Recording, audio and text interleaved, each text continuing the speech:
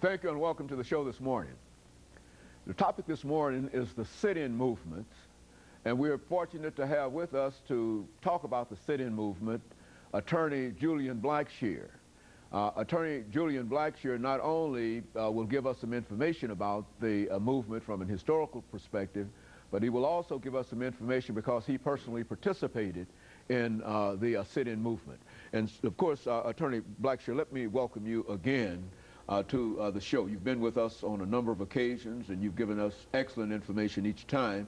And what we'd like to do today is to talk about your participation in the civil rights movement and in the sit-in movement, and at the same time to have you to give our audience some information about your background and education and how you became involved in some of the things that you are now involved in. Well, I probably need to answer your second question first. I'm the managing member of a law firm here in Nashville, Tennessee called Smith, Hirsch, Blackshear, and Harris in Metro Center. It's a legal limited liability partnership of 11 attorneys and 5 or 6 supporting staff and things of that type. And I graduated from Morehouse College in 1963 and graduated from University of Tennessee Law School after having fulfilled my military commitment to Southeast Asia and things of that type.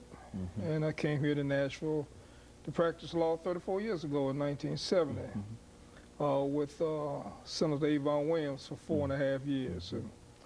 And evolving from that experience, I was fortunate enough to be a part of the formation of a law firm that has culminated in being the largest minority law firm in the middle and eastern districts of Tennessee. Very frankly, might be larger than western. I'm just not quite sure of that. So this is where I am. Okay, and of course, you started off earlier dealing with the civil rights movement, and let's talk about the civil rights movement and how you first met that so-called civil rights movement, and give us some of the things that are associated with that. Actually, it took place in my freshman year in Morehouse. I went to Morehouse in 1959, the first semester. And my second semester of my freshman year, the first sit-in demonstration occurred in Greensboro, North Carolina A&T, and if I remember correctly, it was February the 1st, 1960. And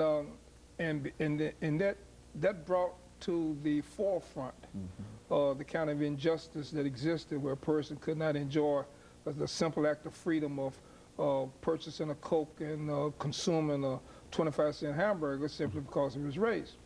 And so that kind of objection began to spread among the students. It got to Atlanta too, where Morehouse is located.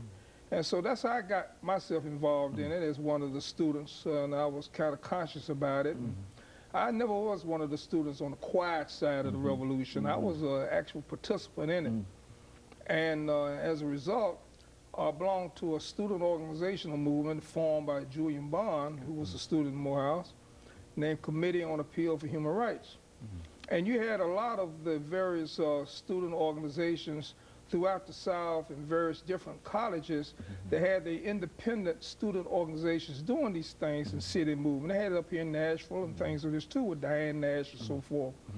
So having said that, evolving from those circumstances, where the students got on the University of Shaw University in Raleigh, North Carolina in that same year in 1960 and formed a student movement called the Student Nonviolent Coordinating Committee, and the nickname was SNCC.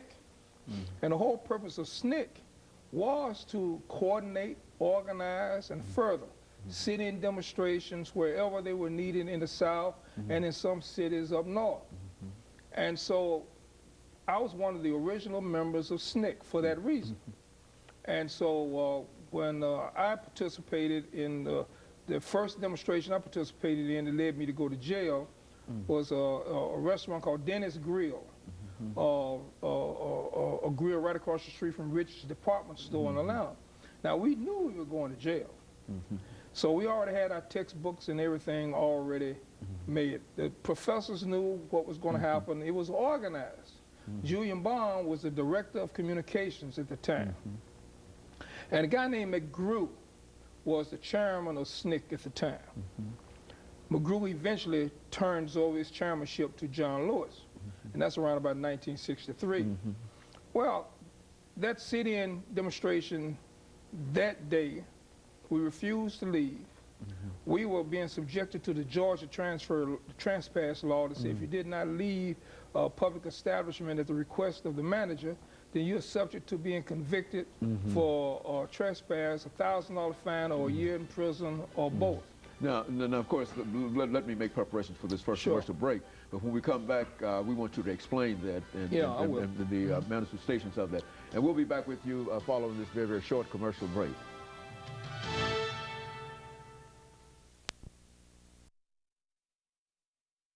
The topic is the